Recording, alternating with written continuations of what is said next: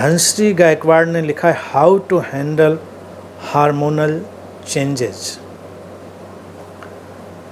ये जो प्रश्न है ना धनश्री, ये महिलाएं पूछती हैं, लेकिन सारा जो हैवॉक है वो पैदा कहाँ से, हाउ टू हैंडल।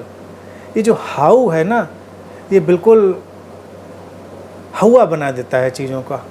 यानी कभी कभी मुझे लगता है ये हवा हाउ से ही तो नहीं बना है, मतलब sometimes I doubt. Never ask this how, नहीं तो बन जाएगा हाउ से हवा। नेचर हैंडल करती है। हार्मोन्स दिए तुमको नेचर ने, निसर्ग ने, शरीर दिया तुमको निसर्ग ने, प्रकृति ने, तुम्हें मन दिया प्रकृति ने। उसमें जो हार्मोन्स का अपना डिस्ट्रीब्यूशन है, उनका जो एक्टिवेशन है, उनका वितरण, संचालन, उनका सारा काम निसर्ग ने अपने हाथ में लिया, वो हैंडल करेगी। You have to just wait, तुम्हें बस प्रतीक्षा करनी है, देखना है और अस्तित्व के प्रति समर्पित भावदशा में रहना है। मुश्किल कहाँ पर है।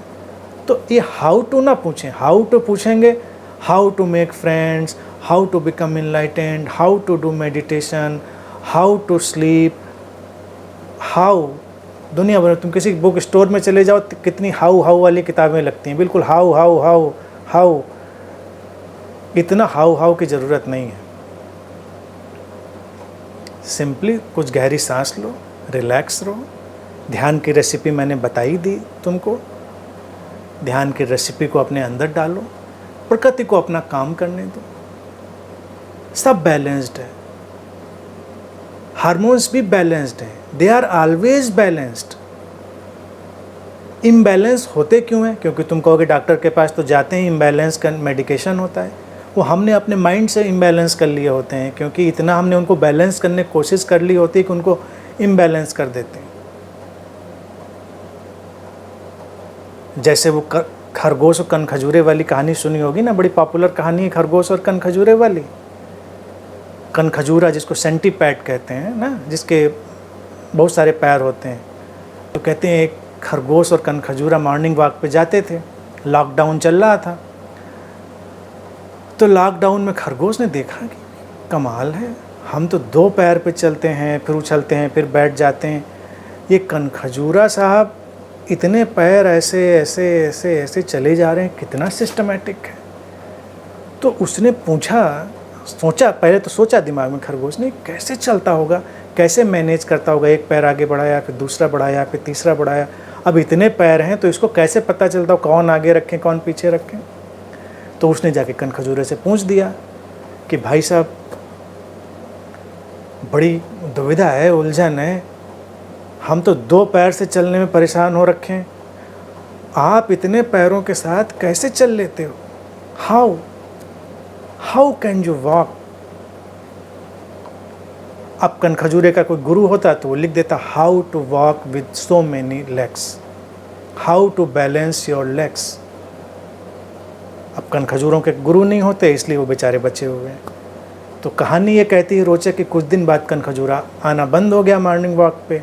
कई दिन बाद दिखा तो देखा उसके 2-4 पैर टूटे हुए हैं, बैंडेज लगा कई पैरों पे। तो खरगोश ने पूछा, भाई ये क्या हो गया तुम? कहने, देखो भाई अब तुम मुझसे बात मत किया करो, तुम उपद्रवी आदमी हो, अच्छा भला हम चलते थे, तुमने उस दिन पूछ के मुझे झंझट में डाल दिया कि कैसे चलते हो, हाउ। हमने सोचना शुरू किया, हमारे पैर उलझने लगे। अब हम सोचें तो हमारे 2-2 पैर उलझ जाएं कि कौन सा आगे रखें कौन सा पीछे, और अब तक कैसे चलता आया। पहले तो मुझे लगा कि खरगोश ने कितना सही पूछा, अब तक कैसे चलते रहे हम, इतना कठिन मामला है। और जितना हमने सोचा इस पे उतना हम उलझते गए, हमारे पैर टूट गए। भाई अब किसी कनखजूरे से ये मत पूछना कि कैसे चलते हो, how can you walk with so many legs. तो महिलाओं से मेरा ये कहना है कि कनखजूरा मत बनिए, कभी हाउ मत पूछिए, क्योंकि हाउ पूछेंगे तो कई गुरु मिल जाएंगे, तुमको बताएंगे कि नहीं ऐसे करो, ये योग साधो, ये आसन साधो, ये तमाम तरह की चीज़ें हैं, ये टैबलेट खाओ, वो करो। नेचर ने सब बैलेंस किया हुआ है।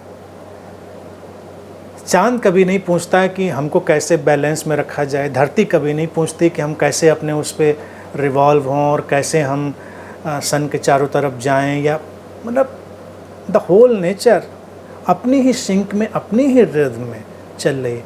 इसीलिए स्त्री को प्रकृति कहा ना, भारत में हमने, प्रकृति से लयबद्ध है, वो प्रकृति के अनुसार चलती है, चलना चाहिए उसको।